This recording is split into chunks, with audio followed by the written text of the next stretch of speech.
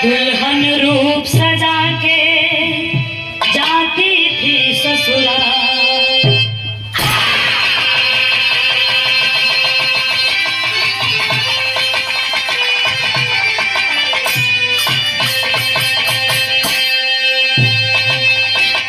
भैया, एक लड़की थी जिसका नाम था चित्रा। चित्रा की जब शादी हुई और चित्रा दुल्हन बनकर जब डोली में बैठकर ससुराल जाने लगी, तब कहां सब डोली लेके जात हुन और बीच जंगल में डोली के कुछ गुंडा सब रोक लेलन। जोने जंगल का नाम बतावा गई तारक वन। वही वन में बाबू चित्रा का डोली कुछ गुंडा सब रोक लेलन और चित्रा के कहारन के मार के भगा के और चित्रा के डोली में से खींच के उसके साथ अभद्र व्यवहार करना चाहते हैं। तब तक बाबू चित्रा अपने आबरू का दुहाई दे के बचाओ बचाओ को गुहार लगावत बा। तो भई का तर्ज बदल गई।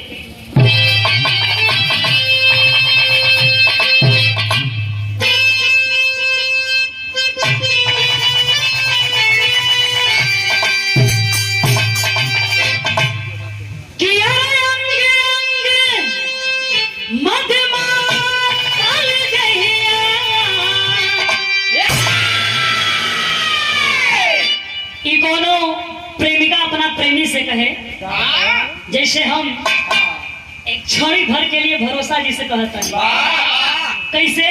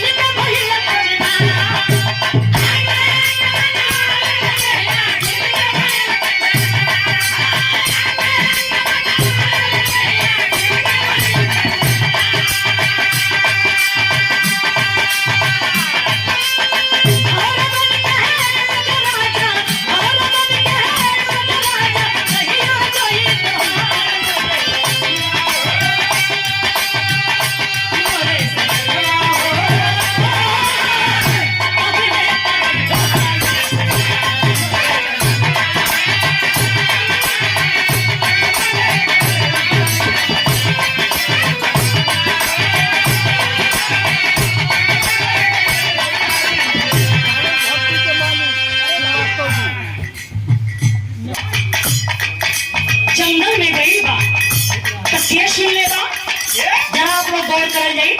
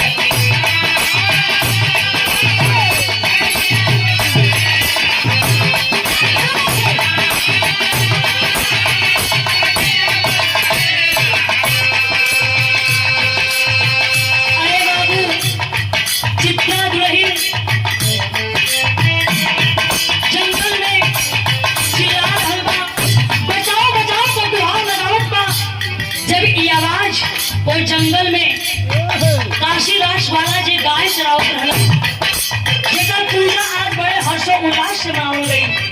जब उनके कान में ई ध्वनि ई आवाज पड़ल, बाबू लाठी लेके तैयार हो गई। और जब गईलन वहां तो देखा हमन की एक दुल्हन की इज्जत कुछ गुंडे लूटने की कोशिश कर रहे हैं। गईलन वो औरत वो दुल्हन काशी ग्वाला के देख के और जाके झरझर झरझर रोवे लगल। कहलस भैया हमार लाज के पापियन से बचाला, भैया हमार लाज के पापियन से बचाला। तब काशी ग्वाला कैलन का मारी मारी पापियन के बिहार गिरा।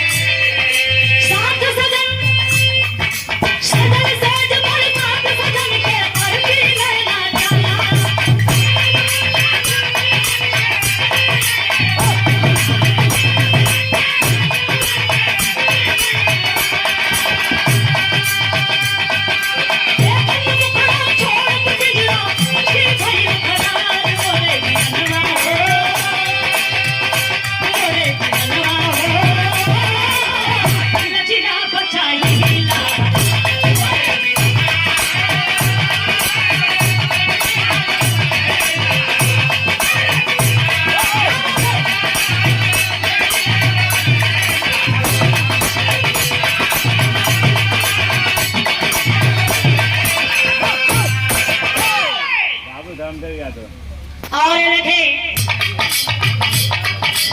और दुल्हन का दशा देख के काशी ग्वाला का खून उबलना पड़ल और का कैलन अपने लाठी से मार मार के गुंडन के वहां से भगा देलन। अरे भैया का कैलन काशी ग्वाला ओ हरामजादन से गुंडन से चित्रा की इज्जत बचौलन और चित्रा के कहारन के कहलन कि मेरी इस बहन की डोली उसके ससुराल पहुंचा दो। चित्रा का अकेले अपने आंचल के भाग में से थोड़ा सा टुकड़ा फाड़ के और काशी ग्वाला के हाथ में बांध के कहलस कि भैया आज से आप हमारे धर्म का भाई और हम आपके धर्म का बहन भी। अरे बाबू डोली चित्रा को उसके ससुराल पहुंची। सुहाग रात में जब चित्रा का पति चित्रा का घूंघट उठौलन, घूंघट उठौते ही चित्रा के पति के पेट में प्रमाण मिलेला कि बड़ा तेज का दर्द शुरू है और वही चित्रा के पति का प्राण ये दुनिया से निकल गए, ये दुनिया से उछल रहलन। और जब ये बात ये खबर घर वालन के परिवार वालन के पता चलल तो कहना अरे ये औता परे सुहाग के खा गई, मारा मारा नहीं तो पूरे परिवार के खाना ही। अरे बाबू का कहलन वो परिवार का लोग चित्रा के मार के ओकर दोनों आंख फोड़ देलन और ओकर बीच जंगल में जाके लखेर देलन। बेचारी चित्रा अर्धरात्रि में जंगल में भटक रहल बा और विलाप कर रहल बा। जब ये आवाज फिर काशीदास के कान में गई तब भैल का टेरी में भाव लगल।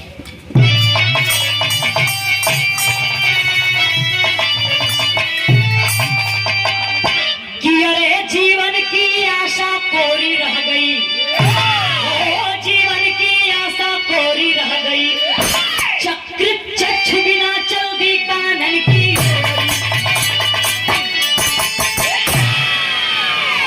चक्र चक्षु बिना चल दी कानन की ओरी, जीवन की आशा कोरी रह गई। अरे बाबू वही बीच जंगल में वो चित्रा घायल अवस्था में बा विलाप कर रहल बा तब भइल का पहपट में भाव लगल।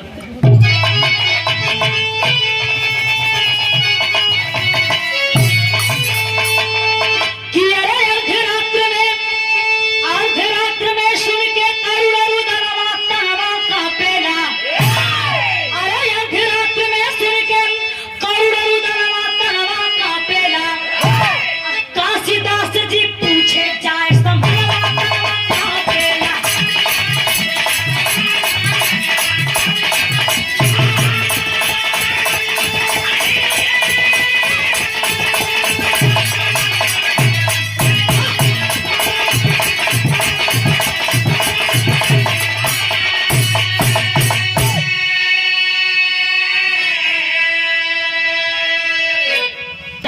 कान में पड़ल, दौड़ के गईलन, कहलन अरे बहन तुम और तुम्हारी ये दशा कैसे हो गई? बहन रो रो के बाबू चित्रा सारी बात के बतौलस और सारी बात बता के अंतिम बात का कहले बा कि आधी चेतना में चित्रा भैया से बोलल पानी हो, अंत समय में हाथ से अपने हमें पियाना पानी हो। अरे दूध दूहते मार गाय के छनवा तनवा का पेला, दूधवा पियते उड़ गईला सुकनवा तनवा का पेला।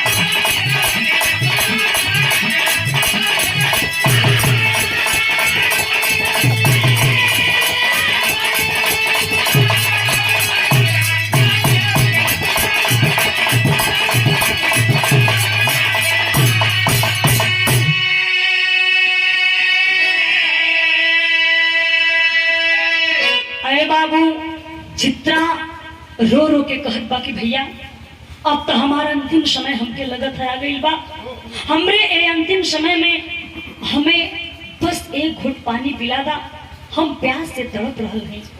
अरे बाबू रात का समय बा, पानी मिलल मुश्किल बा, कहलन कहाँ खोजे जाई पानी? कहाँ कैलन काशी ग्वाला अपने गाय के यहाँ गईलन, गाय के छान के दूध दू के ले आके जो ही दू घोट चित्रा के मुंह में डालत हन बाबू, मुहे में का दूध मुहे में रह गई और चित्रा का प्राण पखेरु उड़ गई। कहा कैलन अपने बहन चित्रा का लाश अपने गोद में लेके विलाप कर रहल हलन। तो भई का आधा में प्रमाण मिला।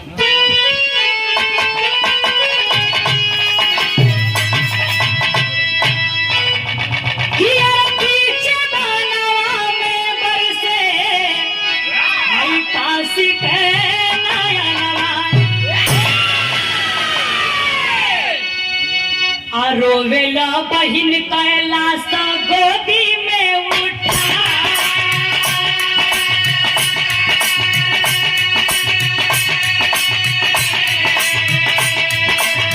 लगड़ बटोरी सब चितवा सजवे,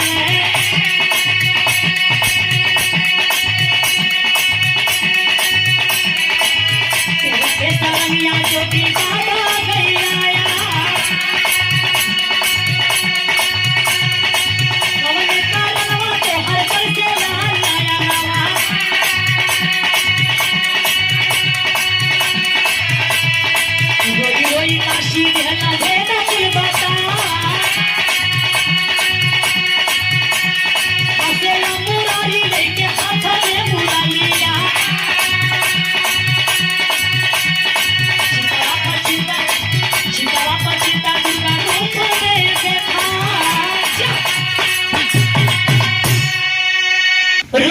काशी ग्वाला अपने बहन चित्रा का लाश गोद में ले ले हुमन और चिता सजावत हुमन। चित्रा का लाश चिता पर रख के जलावल चाहत हुमन, तब तक एक जोगी बाबा हाथ में सरनी टेरत और भजन गावत अइलन और आके काशी से पूछत हुमन कि बेटा क्यों रो रहे हो? इस लाश से तुम्हारा क्या रिश्ता था? अरे पगले एक न एक दिन तो सबको इस दुनिया से जाना है, क्यों रो रहे हो?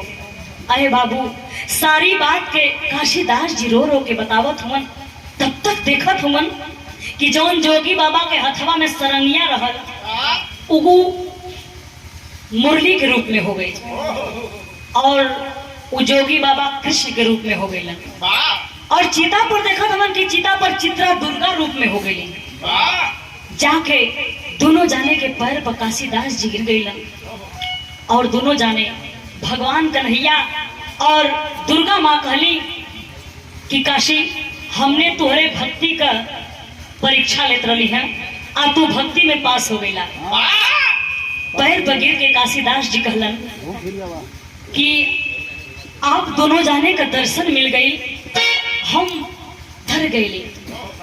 कन्हैया जी कहला अच्छा कुल बात छोड़ा, बड़ा भक्ति भजन हमार कैला, ई बतावा तो के का चाहिए? काशीदास कहलन जवन मांगब तवन देबा। तब का कहलन कहलन अरे पागल मांग के तो देखो। तब बाबा काशीदास जी कृष्ण कन्हैया से का मंगलन, जरा आप लोग गौर करेंगे।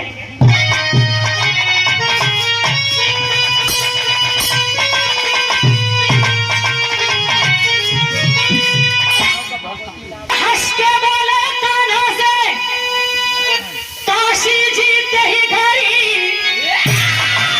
अरे हंस के बोले कान्हा से काशी जीते ही घड़ी, हमरे नाम से पूजी तो के यही रहना ये हरी।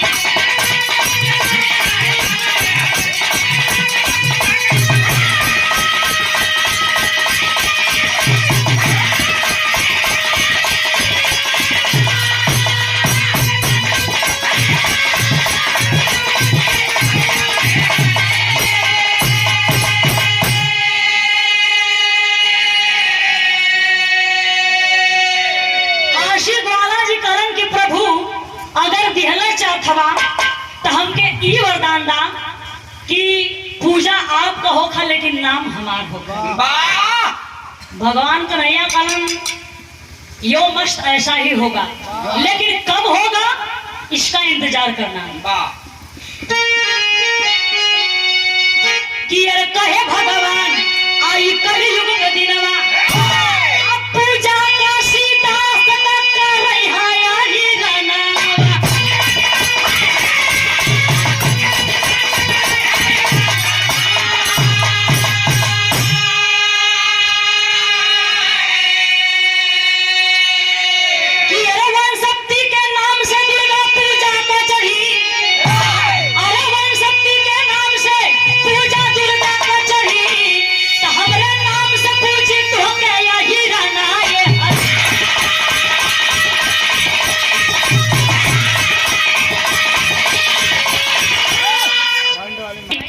हमार पूजा करी हन और नाम त्योहार हुई। तो भैया हो भगवान कन्हैया के कहला के मुताबिक यादव बिरादरी यादव भाई लोग हर साल काशीदास जी का पूजा मनावेलन, बड़े हर्षोल्लास से मनावेलन, जेकर मुख्य भोजन होला भौरी और खीर। कहीं कहीं तो बड़की पूरी या खीर भी मिले। लेकिन आज हम जौन काशीदास जी के पूजा को भोजन कैली है, हम तो तौर गई है दम बड़की भौरी, चोखा, स्वादिष्ट दाल, हलवा, का कहे के बाद और ऊपर दूध भी, लेकिन दूध ना पियनी कहने जब कार्यक्रम खत्म जाए तो पी के घरे चौबे जी तू भौरी धो ले मैं पेंटवा में कहना जब भौरी जाए तब ओके खाई। तो भौरियों मजे बना रही है, हम तो हेता ना खाए नहीं आता ना छोड़ देली।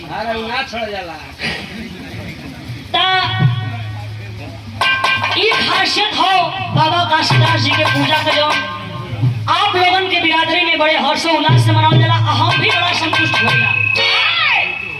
यही विराम लगातार लास्ट लाइन में कहना बा